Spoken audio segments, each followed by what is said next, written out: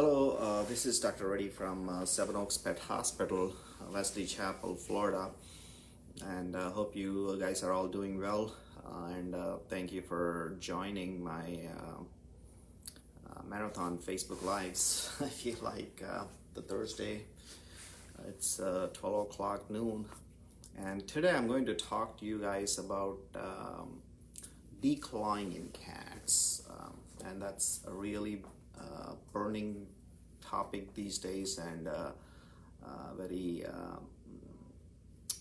what do you call associated with cruelty, and a lot of organizations are behind it, and we understand it pretty well. I think recently, even 2 days ago, I came across in the newspapers that Austin, Texas was the 11th city in the country to ban cat declaws, which was, I was like, yay, great job, thank you for doing that. And absolutely, we definitely don't support declawing in cats, and a lot of clients also these days don't want their pets to be declawed. And tell you frankly, I am delighted that a lot of cities are taking that approach, as compared to the organizations or associations, or even anything with our own veterinary fraternity taking that approach. You know what I'm saying? So, saying that, what is actually a declawing a cat means to a common man or common person, layperson, or a cat lover. Declawing a cat, I mean, I'm going to show you like my fingers. You have 3 fingers. I mean, you have 3 digits on each finger, 1, 2, and 3. So when we declaw a cat, if you think this is a paw, and when we declaw a cat, we take this whole digit out, which is like you're making the cat handicapped with only having 2 digits left. So P1, P2, P3. So we take this P1 out, P2 and P3, which is phalanges. They're only left with this. That's like cat staying like that. I mean, that's very, very painful procedure to be done, and making those pets or cats handicapped.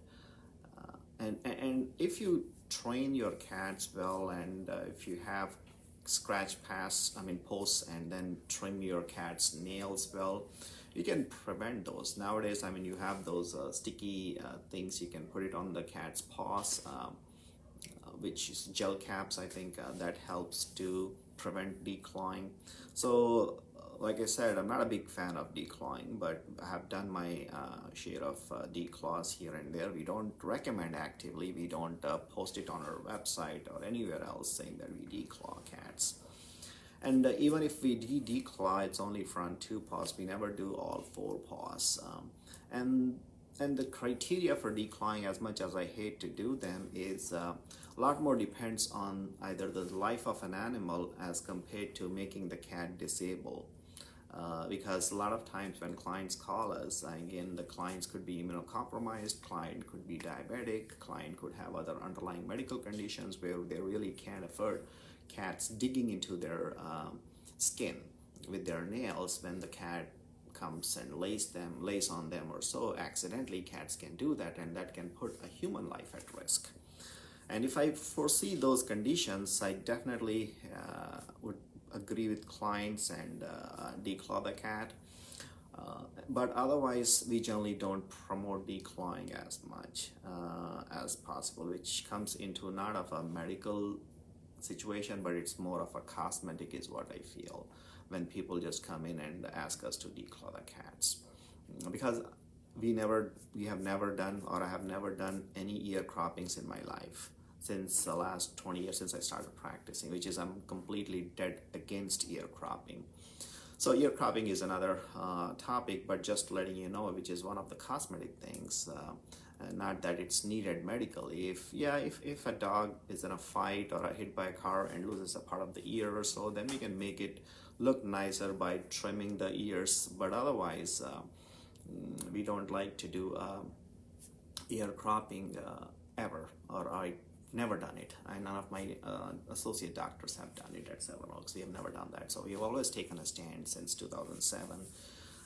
And even before that, since I'm practicing 2001, I have never done cropping. But I would admit that yes, I've done some declaws here and there, which is based on the requirements of the pet owner, based on the medical conditions of a pet owner, based on the cat situation and all those things. And always I like to have a talk with them, ask them to come in, and thank you for joining, Emily and Frankie Smith Godwin and Sandhya. Thank you guys, appreciate that. Also, yeah, we schedule a in-room consult with the clients, and then I sit down with them and then talk to them what are the needs of declawing this kitty. And then once we have decided, both parties, me and the clients, then we schedule it. And declawing surgery is pretty invasive surgery too. It takes 4 to 6 weeks for the pets to heal, and it's a lot more painful. We got to get them on pain medication and all those. Like I said, if you take your digits 1, 2, 3, this digit comes off in declawing. Only cats would be left with these 2 digits. So cats are kind of handicapped. So, and then they walk. Sometimes they are limping for the rest of their life because they keep shaking, and all those things happen. And they definitely can't go out, because if they go out, they can't defend themselves. So all those things comes up, with problems when we declaw a cat. So that's why we don't generally recommend, and we can always prevent declawing by doing other behavioral or little small changes in the house, and that could help. And even for my personal cats too, I've never declawed any of my personal cats I've owned. I've had them.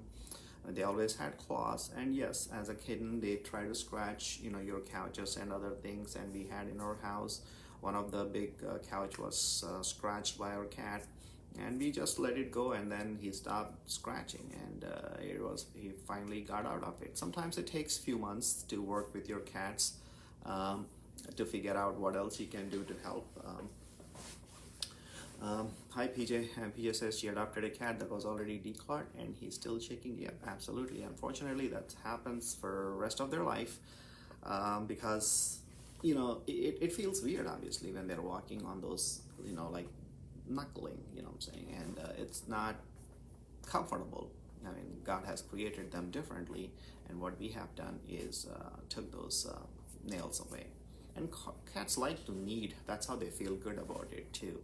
When they're kneading on a carpet, or they're kneading on their scratch posts, or kneading on any of the scratching material you provide them. If you do that, they do not go to the couches you don't want them to. And also trimming their nails quite often, at least I would say once every 4 to 6 weeks, would help them not to knead on anything. So that helps too with the declawing. And we talked about having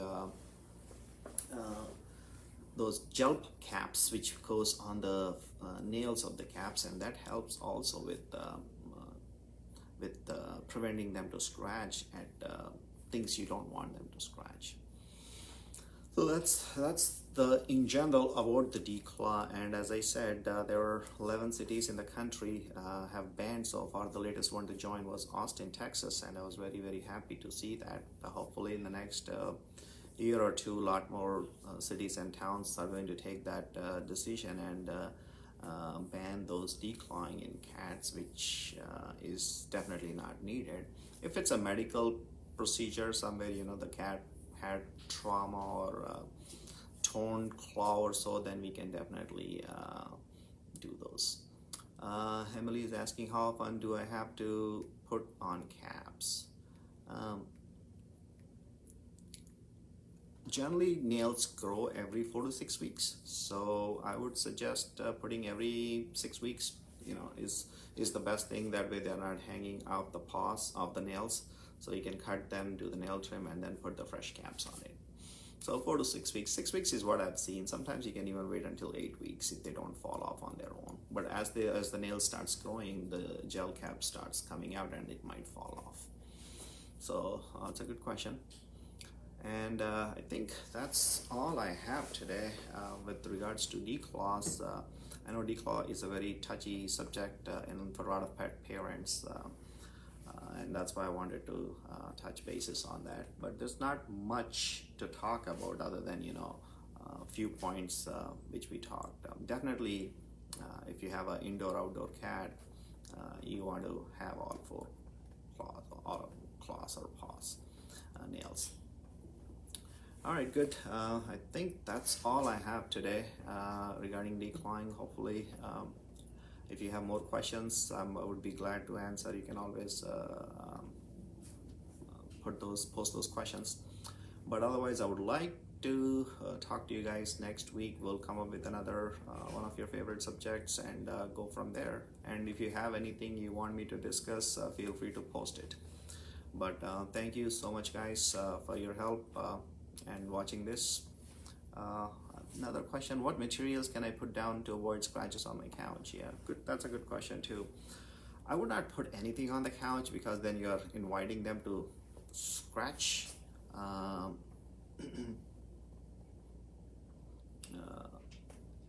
Scratch the couch. So I rather put scratch posts where you don't want your pets to come and scratch. So door hangs are there, or some other areas where they hang out, you know what I'm saying, their little cat tree or something, you can put a scratching post.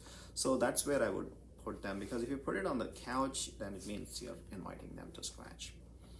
Then I have Frankie Smith Garvin. She asked me, I worked at Carwood Cats for years. We did hundreds of declaws. This info should be given to all clients. Thank you for caring for the pet and client first. Yeah, I mean, I can't talk. I don't know the Carwood Cats place, but yes, I would think most of the doctors would definitely want to talk to the clients before you just bring in a pet for a declawing. You don't want to declaw every cat which walks into your door, because owners might not understand the effect of it for long term. The cat has to live with it, owner has to live with it for the rest of their lives, so they might not understand. So it's better to have a good conversation and talk about all the effects, side effects, and all those things too, and go from there. That's what I would suggest to do. But I would never blindly declaw a cat if I don't know a cat, that's for sure. All right, guys, thank you so much for joining, and we will see you next week. And you guys all have a good day. Thank you. Bye-bye.